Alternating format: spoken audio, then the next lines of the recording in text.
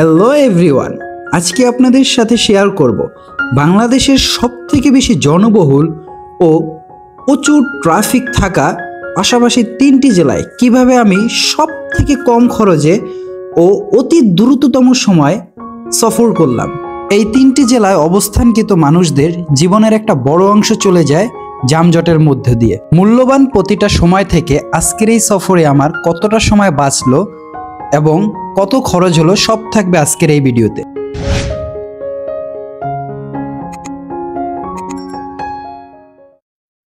আসসালামু আলাইকুম everyone, this is মুর্শিদ। আশা করি সবাই ভালো আছেন। আজকে একদিনে আমার স্টে করতে হবে 3টি জেলাতে। এখন আমি নাও গাজীপুর জেলাতে আছি। আপনারা অনেকে একটা জিনিস ভুল ধারণা করে থাকেন যে গাজীপুর হয়তো ঢাকার আওতাভুক্ত, কিন্তু না, গাজীপুর একটা আলাদা জেলা।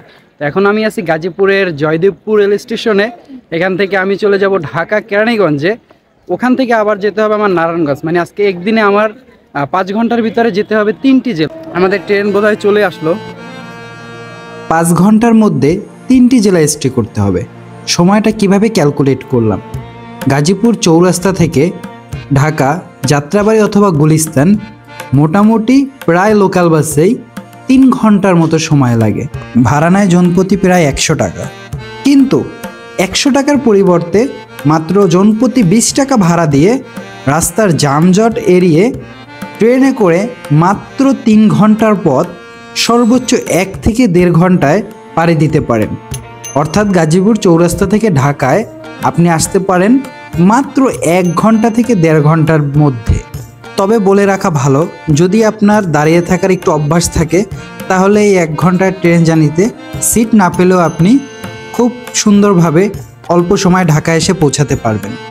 গোধূলি এই সুন্দর বিকেলটা উপভোগ করার জন্য আমি যেখানে বসে জার্নিটা করলাম, আপনারা কখনো এটা ট্রাই করবেন না।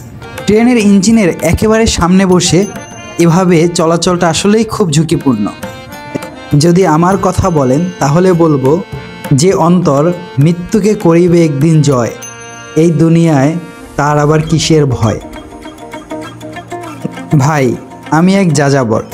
ঘুরতে বের হলে আমি হারিয়ে যাই প্রকৃতির মাঝে, উপভোগ করার চেষ্টা করি প্রকৃতির প্রত্যেকটা সৌন্দর্য। দেখতেই পাচ্ছেন গোধূলি বিকেলে এত সুন্দর নীল আকাশ, তারই পাশে ধীরাশ্রমের এই আইকনিক প্ল্যাটফর্মটির কাজ শেষ হলে এটি একটি আইকনিক আধুনিক প্ল্যাটফর্মে উপনীত হবে। দেখেন, বাস্তবতা থেকে বলছি, পরিকল্পনা করে জীবনের সব মুহূর্ত উপভোগ করতে পারবেন না, তাই মাঝে মধ্যে পরিকল্পনা ছাড়াই আপনাকে বেরিয়ে যেতে হবে। ঠিক যেভাবে আমি এত সুন্দর গোধূলি বিকেল দেখতে দেখতে ঢাকা থেকে গাজীপুর চলে যাচ্ছি। এটি কোনো গ্রামের দৃশ্য নয়, এটি গাজীপুর থেকে টঙ্গী হয়ে যাওয়ার সময় আপনি দেখতে পারবেন এত সুন্দর দৃশ্য। সূর্যি মামা আজকের মতো বিদায় নেওয়ার আগে হয়তোবা আমারই অপেক্ষায় ছিল। নৈসর্গিক একটি প্রাকৃতিক সৌন্দর্য উপহার দিবে বলে আমায়। দূরে যে পথটি দেখতে পাচ্ছেন, এটি চট্টগ্রামে যাওয়ার রেলপথ। অর্থাৎ আমরা টঙ্গীতে চলে এসেছি। টঙ্গী থেকে 2টি ভাগে ভাগ হয়ে গিয়েছে। একটি গিয়েছে রাজশাহী ময়মনসিংহ রেলপথ, আরেকটি গিয়েছে চট্টগ্রাম ফেনী কুমিল্লার দিকে। সবাইকে একটু সতর্ক বার্তা, টঙ্গী এরিয়াতে ফোন বের করে কেউ ছবি অথবা ভিডিও তুলবেন না। হতে পারে আপনার ফোনটি আরেকজনের হয়ে যেতে পারে এক মুহূর্তে। টঙ্গী রেল স্টেশনের পরে আমরা পাড়ি দিচ্ছি তুরাগ নদী। দেখতেই পাচ্ছেন এটি ঢাকা জেলার উত্তর দিকে অবস্থিত এই তুরাগ নদী।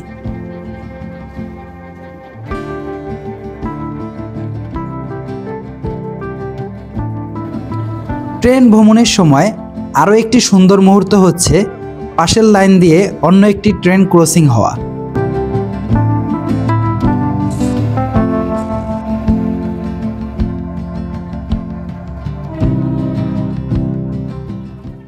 দেখতে দেখতে মাত্র 35 থেকে 40 মিনিটের মধ্যে আমরা চলে আসলাম বিমানবন্দর জাংশনে।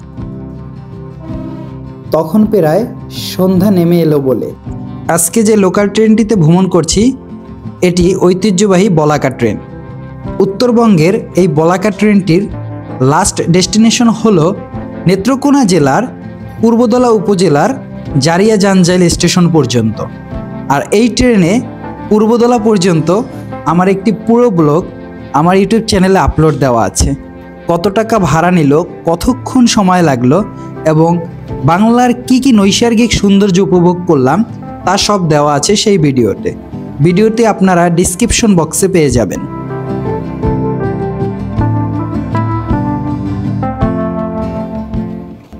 বাংলাদেশের প্রথম উড়াল সড়ক বা এলিভেটেড এক্সপ্রেস দেখতে খুবই আকর্ষণীয় এবং চমৎকার। বিমানবন্দর পাড়ি দেওয়ার পরে ঠিক সন্ধ্যার মুহূর্তে এলিভেটেড এক্সপ্রেসের কিছু সুন্দর মুহূর্ত উপভোগ করি। আলোকসজ্জায় সজ্জিত আমাদের এলিভেটেড এক্সপ্রেস দেখতে কি চমৎকার লাগছে, দেখতেই পাচ্ছেন।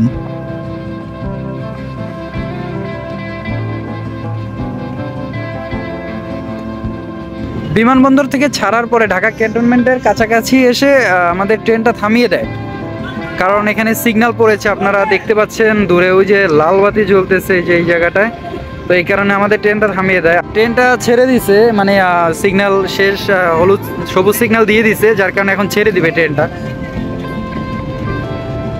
শহরের একটা ব্যস্ত নগরী আমাদের ঠিক ডান পাশে ব্যস্তময় জীবন এবং জামে কাটাচ্ছে, ঠিক তার পাশ দিয়ে একটি সহজ সরল পথে চলে যাচ্ছি আমি আমার গন্তব্যে।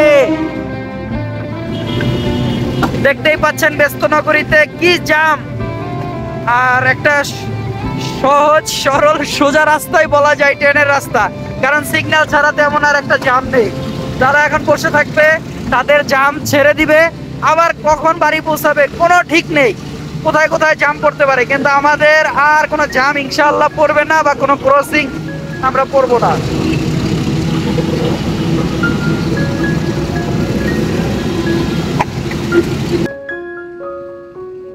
ট্রেনটি কমলাপুর রেল স্টেশন গিয়ে থামবে।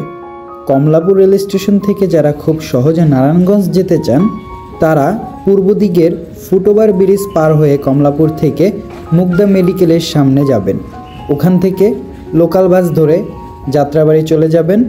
যাত্রাবাড়ি থেকে দেন আরেকটি বাসে আপনারা ডাইরেক্ট নারায়ণগঞ্জ চলে যাবেন, অথবা মুগদা মেডিকেল হসপিটালের সামনে থেকে অনাবিল সুপারে সরাসরি আপনারা নারায়ণগঞ্জ চলে যেতে পারেন সাইনবোর্ড পর্যন্ত। ট্রেনে টোটাল গাজীপুর জেলা থেকে ঢাকায় আসতে আমার সময় লাগে 1 ঘন্টা 20 মিনিট। সেখান থেকে আমি কেরানীগঞ্জ গিয়ে আমার প্রিয় মানুষটিকে পিক আপ করি। দেন কেরানীগঞ্জ থেকে আমরা পোস্তাখোলা ব্রিজ হয়ে নারায়ণগঞ্জের উদ্দেশ্যে রওনা করি। কেরানীগঞ্জ থেকে নারায়ণগঞ্জ আসার জন্য প্রথমে বাবুবাজার সামনে পড়বে, বাট বাবুবাজার ব্রিজ দিয়ে পার হতে নিলে 1-2 ঘন্টা জামে পড়ার সম্ভাবনা থাকে। তাই আমরা বাবুবাজার ব্রিজটি অ্যাভয়েড করে পোস্তাখোলা ব্রিজ পার হয়ে সরাসরি যাত্রাবাড়ি দিয়ে চলে আসি নারায়ণগঞ্জ।